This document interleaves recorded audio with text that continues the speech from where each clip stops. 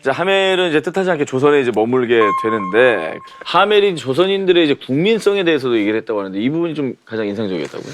이제 시작부터 좀 이제 우리 입장에서 좀 언짢죠. 조선인은 물건을 훔치고 거짓말하고 속이는 경향이 강하다.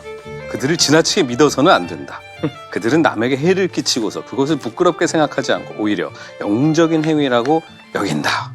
아니 그러다가 또 지나가면 또 또한 조선인은 성품이 착하고 우리는 그들에게 우리가 원하는 것을 어떤 것이나 믿게 할 수 있었다. 이 얘기는 사기도 잘 치지만 사기도 잘 당한다는 얘기잖아요. 왜 우리 중에 사기 잘 치는 사람도 있고 지금 그치. 우리 중에 그렇죠.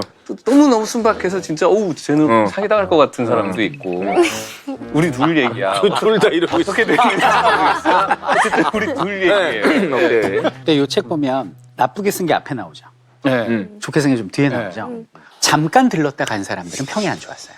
아하. 근데 오래 머문 사람들은 굉장히 평이 좋아져요. 그러니까 예를 들면 그 헐버트라고 그 우리나라 영어 선생으로 왔다가 을사조약 때 우리나라 막 도와주고 한 되게 좋은 분이 계세요. 대한제국 멸망사 보면 여행자들이 싫어했던 게 뭐냐면 호텔이 없고요. 여관이 없는 거예요. 그래서 다 욕을 하고 가거든요. 근데 헐버트도 처음에는 그게 너무 싫었는데 이게 호텔 여관이 왜 없는가를 봤더니 조선의 문화 때문인데 사람이 지나가다가 잘 데가 없으면 아무 집에나 들어간다는 거예요. 하룻밤 유숙하겠소 뭐 이런 다음에 쌀을 내놓으면 그 자리에서 밥을 해서 이렇게 준다는 거예요. 나눠 먹고 다음날 떠난다는 거죠. 결국 이 나라가 그렇게 불편했던 건 정이 많고 아무나 재워줄 수 있는 신뢰감이 있었기 때문이구나.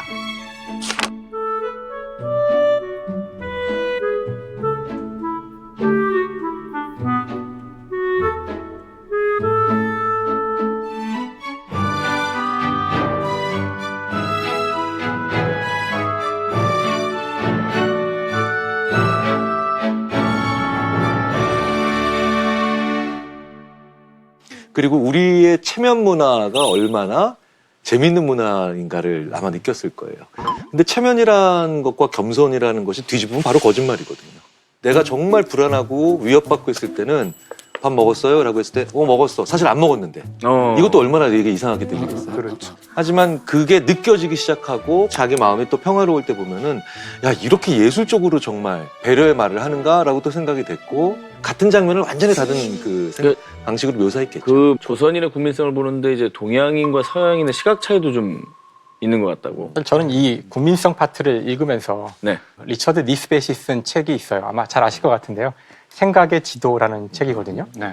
그 책은 동양 사람과 서양 사람이 갖고 있는 어떤 근본적인 심리적인 차이가 있다는 것을 수많은 심리적 실험을 통해서 이제 보여주는 책이에요. 이 그림을 보시면 네네. 왼쪽이 집단 1이고 네. 오른쪽이 집단 2인데요. 저 밑에 있는 저 꽃은 이 두 집단 가운데 어디에 속할 거라고 생각이 되시나요? 당연히 하는 문제예요. 형이 1번이지 뭐. 왼쪽. 저는 2번. 서양인 정하네. 서양인인 게 좋은 겁니까? 지금 동양인 폄하하시는 거야?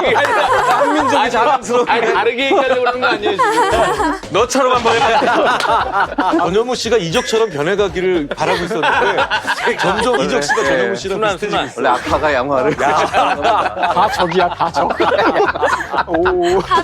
저는 줄기가 자꾸 보여가지고. 줄기? 어머! 줄기가 같네? 줄기가 직선이냐 곡선이냐. 어머! 나 안 보였어, 그거. 우와! 몰랐어요. 아니 전 그게 보여가지고. 나는 ip사귀만 봤는데? 이 시험을 이제 대학생들한테 테스트를 해봤는데 아시아 학생들 같은 경우는 90%가 1번이라고 한대요. 우와! 그래요? 하지만 서양 서양 학생들은 거의 다 오른쪽을 선택하는데 왼쪽 집단은 이 나무 대가 다 똑같이 휘어있고 휘어있네. 오른쪽은 다 직선이라는 공통점이 있는 거죠.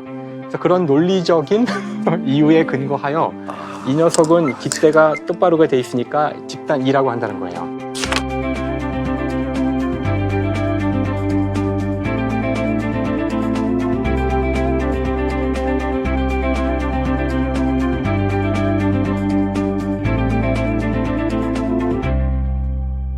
이게 이제 동양과 서양의 차이인데 자유로운 개인 이것이 서양의 중요한 가치였고요.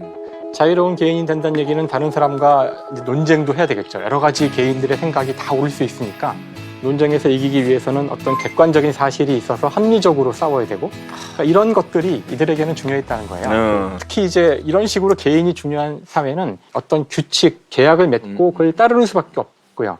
특히 네덜란드 같은 나라는 주식회사를 만든 나라니까 계약이야말로 생명이죠. 그러니까 이들이 보기에 우리 같이 상황에 따라서 야 그런 룰이 있지만 이거 어떻게 그렇게 하겠어? 우리 인간적으로 융통성이 있게 운용의 묘를 운용한다고 이걸 잘하는 사람이 뛰어난 사람이라는 것이 우리 동양 사회고 서양은 룰은 룰이에요. 그 좋고 나쁘고 누가 옳고 그름을 떠나서 서로 문화 다른 차이. 식으로 세상을 보는 관점의 차이가 있었다는 거예요. 심리학적으로 조금 더 보면은 이게 정말 직선적 세계관을 가지고 있는 서양인이 아무런 정보가 없는 상태에서 순환적 세계관을 가지고 있는 가장 대표적인 나라인 한국, 조선에 들어와서 그걸 본 마치 화성이나 목성에 착륙한 지구인 같은 사람이 느꼈을 그런 심리적 상태를 들여다볼 수 있어서 굉장히 재미있는 실마리가 되죠.